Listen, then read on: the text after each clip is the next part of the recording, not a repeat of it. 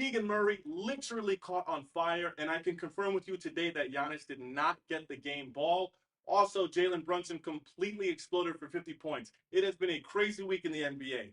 I'm Jay. This is Under the Radar. Each week we look at different NBA teams and players from both conferences. We go over all the good and the bad. We got a lot of stuff to unpack, so let's do it before Draymond shows up. My first team is the biggest elephant in the room. It is the Boston Celtics.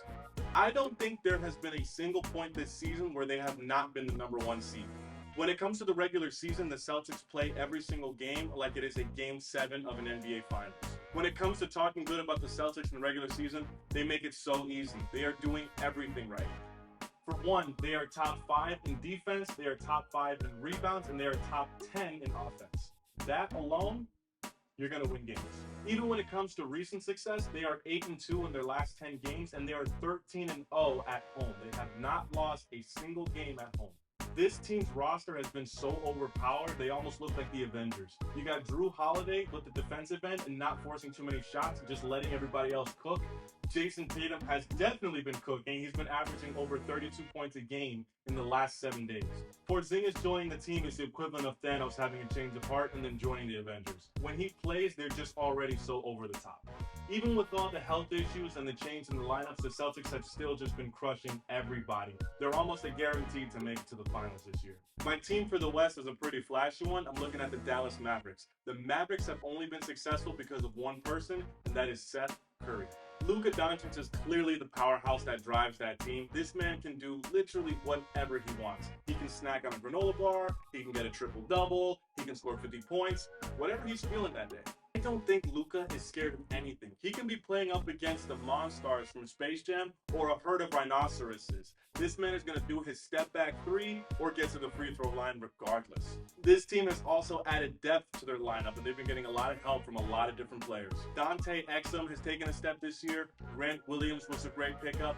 Kyrie Irving is always consistent, and Hardaway off the bench is also a nice touch. In just this last week, this team has averaged 43% from 3 and had a top 5 defense in that span. They also averaged 125 points per game, which is the highest in the league. Long story short, the Dallas Mavericks are a problem. I gotta show some love to these two players that have been doing awesome. In the East, I'm looking at Joel Embiid.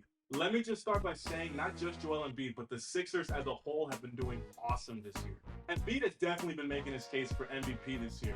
I'm honestly convinced that he alone on the court is enough to beat the Detroit Pistons. If we're both being honest, we definitely agree. For the season, this guy is averaging 34 points, 11 rebounds, and 6 assists.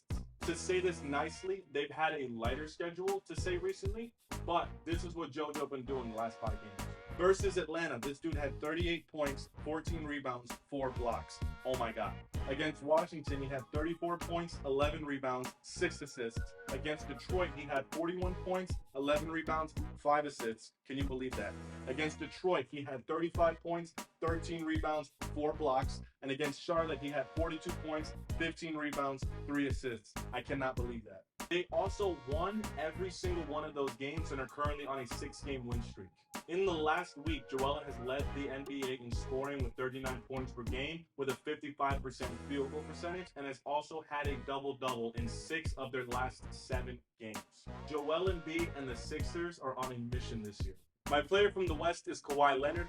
As we all know, he has the same facial expressions as a box of uncooked pasta. And that's honestly what makes him scarier. Let's all just take a moment to appreciate that even with all the injuries, all of the aging, and switching teams and coaches, that Kawhi Leonard is still showing signs of what he was in his prime on both sides of the court. The Clippers have still been going strong, and thanks to the claw, I think they found themselves a new balance. Kawhi in the last 5 games reminds me of Popeye when he eats a can of spinach. Versus Utah, he had 41 points, 5 rebounds, 5 assists. Against Portland, he had 34 points, 6 rebounds, 5 assists. Against Sacramento, he had 31 points, 4 rebounds, 7 assists. And then against Golden State, he had 27 points, 8 rebounds, 2 assists. Against New York, he had 36 points, 7 rebounds, 4 assists. Wow. And like the Sixers, they've won every single one of those games and are on a 7-game win streak. All I know is if I was a player playing against him in the playoffs, I would hate for him to be responsible guarding me, and I would hate to be responsible for guarding him. This is kind of the sad part of the show where I talk about 2 disappointments. My disappointment from the East is the Toronto Raptors. In the beginning of the season, I didn't have the Raptors going all the way this year. But after talking with some friends and looking at the roster, I at least thought they were going to make the playoffs or the play-in. I mean, on paper, you have Siakam, Anunoby, Barnes, Trent Jr., Grady Dick, and that's just a few. I know I'm missing more. Their defense is a little below average, and their offense isn't the worst in the league. That's why this is so head-scratching. They're 3-7 in their last 10 games. I don't think they're completely out of the running yet. I think one trade can really help them out. They look like they just need a little more help on the offensive end. If you are a Raptors fan, just be patient. I think they're very close. Just a few adjustments, and they should be in good shape. My disappointing team for the West is the Phoenix Suns. Now, I'm not saying they suck or they're a bad team or that they're even doing terrible this season. They're still above 500. But recently, things haven't been so bright over there. They're 4-6 in their last 10 games. I'm disappointed because we finally got the big three together, and Beal is going to be out for a few weeks. I don't think anybody expected the Bradley Beal trade to be one of the best to ever happen, but this sucks. You can't trade him, you have to give him max dollars, and he's not even playing. And if you think that this is all because I drafted Bradley Beal for my fantasy team and now I look like a fool in front of my kids because I thought I had a good investment, you're sick. This has nothing to do with that.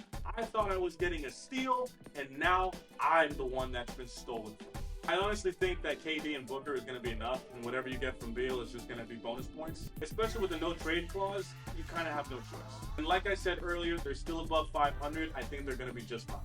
By the way, with some funding from the US government and some help from YouTube, I've added the option of subscribing to this channel.